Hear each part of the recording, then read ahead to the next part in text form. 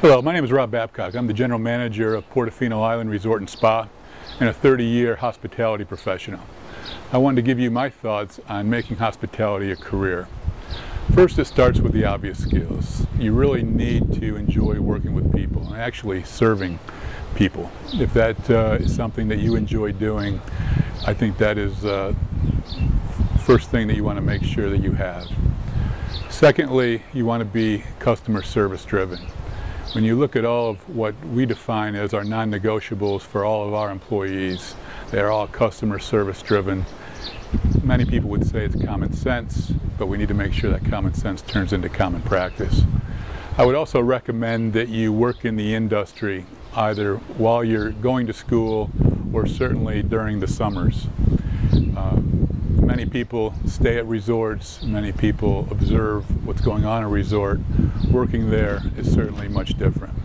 And then of course what you are all doing right now, making sure that you get a formal education in the hospitality business. I would also recommend though making sure that you have a good number of business classes, and also I would also mix in sales classes as well. Any class in communication would also be recommended. Then you've got the less obvious skill sets that I think are very important in the hospitality business as well. In addition to being people-driven, it's also process-driven. You've got to make sure that you have good processes. Hospitality industry has a great level of turnover. That turnover comes from a lot of different reasons. Number one, you have a lot of people coming through testing the industry. It is an industry that you have a lot of young people enter into, and you also have, like Portofino Island here, a very seasonal business. And so people come in and come out. In that process, if you have strong processes, what it ensures is that you can plug people out. You can plug them in and you can plug them out. And so you need to make sure that you are a very detail-oriented, process-driven person. Next thing I'd like to touch on is really what the business is all about, and we believe that it takes a balanced approach. What I mean by that is you've got to take care of the employees, you've got to be very guest service oriented, and you also have to be financially proficient and understand what the business is and understand a profit and loss statement. With regard to the employee side, we believe very strongly in the service chain. So it all starts really with the employees. We want an organization that is the employer of choice. And so you take good care of the employees. You hold them accountable, you reward them, but they really start this whole service chain by taking care of the employees. It'll move on to they're more apt to take care of the guest. The guests get memorable experiences, then they will continue to return. What I believe is the best marketing from a guest standpoint is to make sure that they have a great stay, very memorable experience, and they'll come back again and again. So that balanced approach of taking care of the employees, taking care of the guests, and then also being a good financial manager.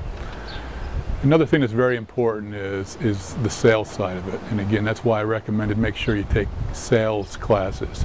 It doesn't matter whether you've got to sell your ideas to your boss in the business, you've got to sell your product, whether it's lodging, whether it's food and beverage, or whether you're selling to be a good community partner. Sales is very important. Next, I'd like to talk about the pitfalls of the industry. I mentioned before that it is a very young industry, and therefore a lot of young people get the opportunity to be in supervisory or management positions. That requires a certain level of maturity. Again, I think when it comes to supervising, managing people, you want to be firm, you want to be fair, you want to be consistent, and all of that goes with holding people accountable. Many times young people start off working with and then become friends with their fellow employees. That makes it even more difficult when you then become a supervisor or manager. In addition to making sure that you hold people accountable, you always want to do things in a respectful nature. And then lastly, you never want to forget to reward great performance. Another pitfall I would say is you've got to remember that it's a 24-hour a day, 7-day a week, 52-week a year business. I know one of the more popular positions when we're out there recruiting is an event coordinator. And the misperception is that it's a Monday through Friday, 9-to-5 job, and you're going to plan a few weddings with some happy brides. The reality is that the weddings are on Saturday night at 6 to 11 p.m.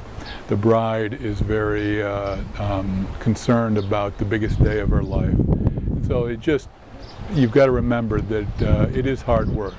It's also a business that requires a lot of work as well. Next off, I would say it's communication. Going back to your schooling, I would make sure that you take some good communication classes, because I always believe that 95% of anything, any issues that arise are due to poor or a lack of communication. Whether it's the employee side, whether it's the guest side, or whether it's even your work in the community. You want to make sure that you have simple messages, and you want to make sure that they're repetitive in nature. Lastly, when you're starting out a career, I would say make sure that you do a great job in the job you're given. Don't get ahead of yourself and be looking too far in the future. You want to make sure that you embrace the job that you're giving. You don't just put your time in, because you won't get ahead. Make sure you don't get ahead of yourself. Take chances. You may be inclined to be in the lodging business. If an opportunity becomes available in the food and beverage, take that opportunity. I always recommend people in the lodging business to go into housekeeping. You'll learn more in that time that you spend in housekeeping than probably in any other position that you may take. So go ahead early in your career, take chances, and then certainly you want to make sure that you come to work every day with the idea of learning. You want to make sure that you can learn as much as you can each and every day. It may be good, it may be bad. Make sure you don't repeat the bad, and make sure that you build what your good observations, your good lessons into basically your career for life. And then attitude, attitude, attitude. Come to work with a very positive attitude. Enjoy what you do. This is a very exciting time in your life, starting out your career, and I wish you all the best. Thank you.